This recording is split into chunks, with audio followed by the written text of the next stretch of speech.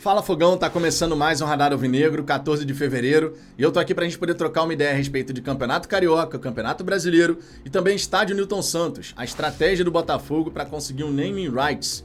Muito assunto interessante pra gente trocar uma ideia, só que claro, antes de mais nada fica aquele pedido especial pra você deixar o seu like. Isso ajuda na distribuição do conteúdo, ajuda a espalhar a palavra do Fala Fogão e mais torcedores ficam conhecendo o nosso trabalho por aqui. Se você não for inscrito no canal, tá conhecendo o canal agora ou já acompanha o canal e ainda não se inscreveu, se inscreva por gentileza. A gente tá quase chegando aí nos 29 mil inscritos, os 30 mil estão logo ali e com a ajuda de vocês a gente vai chegar lá. Dito isso, Fogão, vamos em frente, sempre lembrando, tá? Que às 22 horas eu e Ricardo estaremos aqui para a nossa resenha tradicional de terça-feira à noite. A gente vai conversar com a galera do chat sobre o dia do Botafogo e também fazendo já uma projeção aí em relação ao clássico contra o Vasco. Agora sim, dito isso, vamos em frente. Em primeiro lugar, falando de Campeonato Brasileiro, mudanças importantes. A primeira delas em relação ao número de estrangeiros permitido por partida. Eram 5, agora são 7. Essa mudança já está sacramentada, as equipes aí concordaram com essa mudança e alguns times que contrataram muitos estrangeiros vão acabar se beneficiando. Não é o caso do Botafogo, né? A gente tem o Cuesta, que tem dupla cidadania, então não conta. O Carly também está conseguindo a sua dupla cidadania e ele tem contrato só até meio do ano. Efetivamente o Gatito, né? Antes tinha o Saravia, mas agora efetivamente o Gatito e o Segovia, logicamente. Então são 2 estrangeiros aí que de fato a gente pode contar. Pelo menos por hora, o Botafogo aposta muito mais na contratação de brasileiros do que efetivamente de outras nacionalidades. Muito embora muitos jogadores de nacionalidade aqui da América do Sul estejam sendo ventilados, né? Você já deve ter escutado o nome de alguns, inclusive. Uma outra mudança importante no Campeonato Brasileiro diz respeito a racismo. Casos de racismo serão punidos da seguinte maneira a partir de agora. Essa questão, inclusive, vai entrar no regulamento geral das competições. No primeiro caso, na primeira ocorrência, a equipe vai ser multada. Sendo reincidente, pode perder o mando de campo ou então ter que jogar com portões fechados. E acontecendo uma terceira vez, perde ponto. Meu camarada, perde ponto. Na minha opinião, uma punição muito necessária, porque sim, através do futebol, nós também podemos ajudar a educar a sociedade. E racismo, não mais, né? Chega dessa história de racismo. A gente vê acontecer à torta e à direito lá no futebol europeu. Acontece também no futebol brasileiro. E sim, tem que haver punição. Não adianta só você tentar identificar, especialmente quando é um grande grupo de torcedores tendo uma atitude racista. O time vai acabar sendo punido, a gente espera logicamente que no Botafogo não vejamos esse tipo de situação, porque sinceramente é lamentável que a gente ainda veja casos de racismo, muitas vezes inclusive, no futebol e no mundo, né? E conforme eu disse, através do futebol a gente pode ajudar sim a educar a sociedade. Então eu aprovo essa mudança, inclusive, necessária, e que a nossa torcida, logicamente, não vá por esse caminho. Uma outra mudança que está sendo debatida, mas ainda não foi sacramentada, é a questão da redução do número de times em relação ao rebaixamento, de 4 para 3. Eu acho curioso esse debate pelo seguinte: nesse próximo Brasileirão, Cruzeiro e Santos são 2 times grandes aí ameaçados de rebaixamento. Antes do Campeonato Brasileiro começar, vendo o que as equipes estão fazendo em seus respectivos campeonatos estaduais, dá pra gente falar que são times que realmente podem sofrer no Campeonato Brasileiro. E uma mudança como essa agora, tão próximo do Campeonato Brasileiro começar, tem um impacto significativo. As equipes, por exemplo, da Série B vão concordar com isso? Pô, eles se planejam pensando em 4 vagas, não em 3. De repente, você pode até fazer uma modificação. Olha, você tem 3 rebaixados e o quarto vai disputar um play-off contra uma equipe da Série B, por exemplo, o 17º no Campeonato Brasileiro, né, que hoje é o primeiro ali quase fora da zona do rebaixamento, vai ter que jogar um play-off de rebaixamento contra o 4º colocado da Série B. Daria até uma emoção a mais, sinceramente. Mas honestamente, uma mudança como essa com o Campeonato Brasileiro logo ali, nesse momento não cabe. Se você quer mudar alguma coisa, muda para 2024. Para 2023, deveria ser respeitado, logicamente, o que já estava acordado, né? Pelo menos é a minha opinião. Quero saber a sua, inclusive. Você acha que seria interessante? 3 equipes são rebaixadas. O último, o penúltimo e o antepenúltimo. E aí a 4ª equipe ali disputando esse playoff. Eu acho que ficaria bem interessante, daria um temperinho a mais aí em relação ao rebaixamento, né? E quem sabe, uma última chance de você não cair para a segundona. Deixe seu comentário aqui embaixo, quero saber a sua opinião. Agora, um outro ponto que eu quero destacar aqui é a estratégia do Botafogo para conseguir naming rights. Sim, isso está no horizonte, no radar do Glorioso. É claro que a gente não pode cravar que isso vai acontecer no curto prazo, até porque dentro da estratégia do Botafogo, o Botafogo quer primeiro transformar o estádio Newton Santos num grande palco, numa referência em relação a shows internacionais e nacionais também. A implementação da grama sintética tem muito a ver com isso, inclusive, né? Se você faz melhorias no estádio, tem uma agenda de shows muito movimentada, com grandes nomes internacionais, por consequência, você tem uma associação de marca. Quando vem o Coldplay, ou Coldplay, como diria o nosso glorioso Luiz Roberto, você tem uma associação de marca em relação ao estádio Newton Santos. Então isso naturalmente pode tornar o estádio Newton Santos muito mais atrativo para que você venda o naming rights do estádio. E isso pode ajudar o Botafogo a fazer muito dinheiro. Só pra gente ter uma ideia, o acordo que o Corinthians tem com a Neoquímica Arena é de 20 anos, 300 milhões de reais. Sinceramente, em termos de naming rights mundo afora, é um acordo pequeno, tá? Mas para futebol brasileiro, onde a gente tem aí 5 estádios nível Série A, com esse tipo de acordo, aí a coisa muda de figura, né? Quando a gente vai para os Estados Unidos, para a Europa, as cifras são astronômicas. E claro, de repente a gente espera que o Botafogo, tendo um estádio com uma agenda de shows internacionais, que isso possa fazer a diferença. Quem sabe, por exemplo, quando o Botafogo conseguir naming rights para o estádio Newton Santos, o acordo seja até muito mais interessante do que é o do Corinthians com a Neoquímica Arena. Porque lá na Neoquímica Arena, vale lembrar, você não tem agenda de shows. Isso porque o gramado da Neoquímica Arena é híbrido. E naturalmente, se você fizer show num estádio com gramado híbrido, o custo depois para você poder recuperar o gramado, ele é muito alto. Já no Allianz Parque, estádio do Palmeiras, toda hora tem show. E o Palmeiras ganha muito dinheiro com isso, inclusive, né? Então, naturalmente, a gente tem que pensar em todas essas questões. Se bem que lá no Allianz Parque tem um acordo do Palmeiras, né, com a W Torre. Eu, sinceramente, não sei como é que é a divisão dessas receitas em relação a shows. O Palmeiras deve ganhar alguma coisa ou será que a W Torre fica com tudo e o Palmeiras fica com as receitas dos jogos?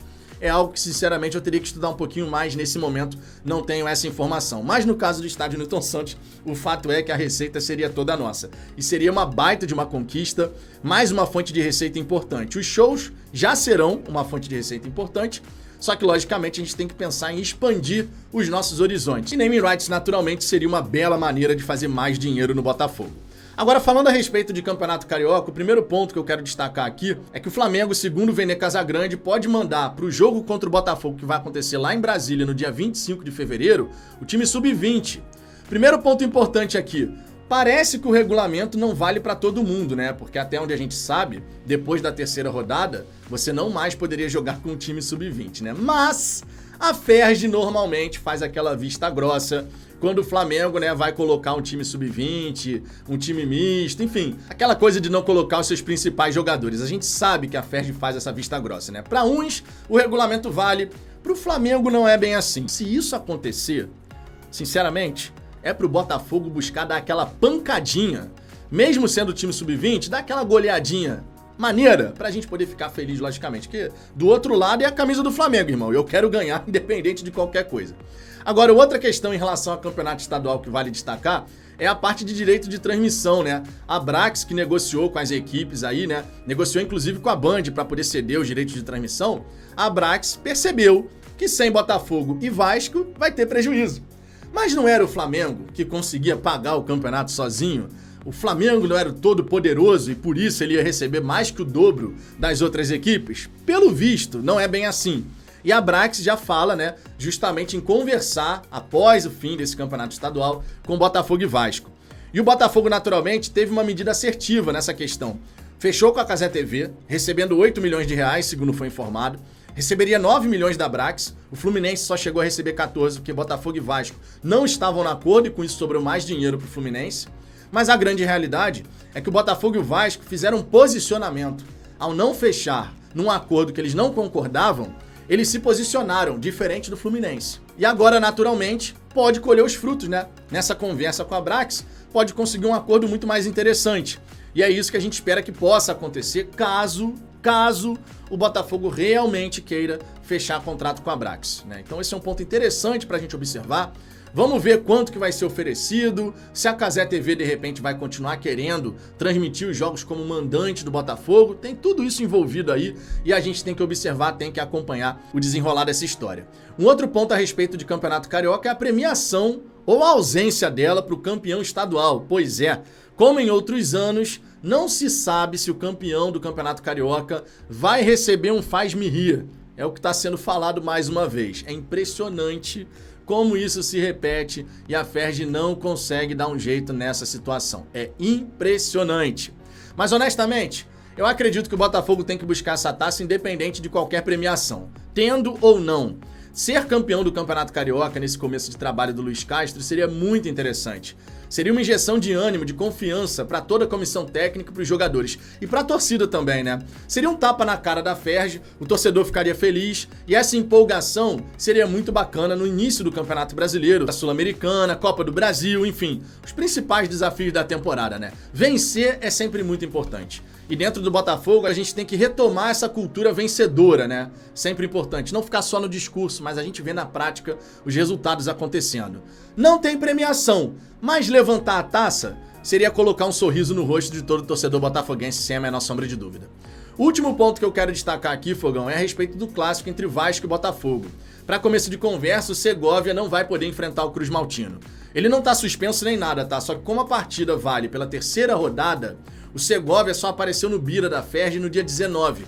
E pelo regulamento, só vale os jogadores que estavam registrados até o dia 18. Então, como o Segovia apareceu só no dia 19, ele não pode enfrentar o Cruz Maltino. Mas do lado de lá, o Vasco tem sérios problemas. O quarto goleiro é que deve enfrentar o Botafogo. E um jogador da base deve subir para poder fazer o banco de reservas.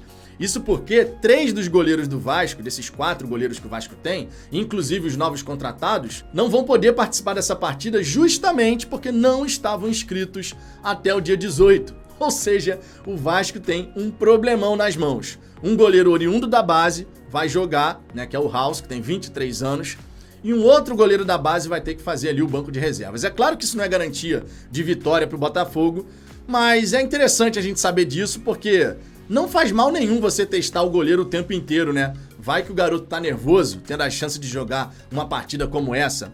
O Vasco também tem outros desfalques, né? O Jair, por exemplo, não vai jogar. E outros mais podem ser que não atuem contra o Botafogo. Então o Botafogo é favorito nesse clássico, o Vasco tem uma série de problemas. E enquanto isso, o Botafogo pode ter o retorno do Lucas Fernandes. Uma ótima notícia, né? Tá treinando com um grupo e tem chance de ser relacionado. Já o Gatito e o Eduardo avançaram na transição. E isso, naturalmente, pode fazer uma baita diferença pensando na sequência da temporada. Para encerrar, Fogão, em relação a Vasco e Botafogo, vá ao jogo se você puder ir ao jogo. Você deve ter visto a notícia no começo da tarde dessa terça-feira, saiu a informação de que somente 3.700 ingressos haviam sido vendidos para a torcida do Botafogo ali para o setor norte. E o setor norte cabe 22 mil torcedores. Então, naturalmente, a gente está aí com uma presença de público muito baixa e o time está merecendo. Então, se você puder ir, vá ao jogo nessa quinta-feira, o time merece esse nosso apoio e a gente tem que se fazer presente, né? A gente tem que retomar o hábito de ir ao estádio. A gente fala o tempo inteiro sobre isso aqui no Fala Fogão, então não vou me estender sobre isso aqui nesse vídeo, só peço isso pra você. Você tá pensando, pô, eu bem que poderia ir, mas tire esse mais da sua vida. Vá ao jogo, faz esse esforço, vai valer a pena. Se você não puder ir, porque vai estar trabalhando, porque pô, não tem o dinheiro pra comprar ingresso, porque vai estar estudando, é uma outra situação. Mas se você pode ir e tá com esse mais na sua cabeça, tira esse mais. Esteja lá, a gente se encontra, resenha, vê o Botafogo e de preferência uma grande vitória do Glorioso. Fechou? Daqui a pouquinho a gente tá de volta aqui no canal, então fica o convite para você chegar aqui, participar da resenha às 22 horas comigo e com o Ricardo. Um grande abraço e até daqui a pouco.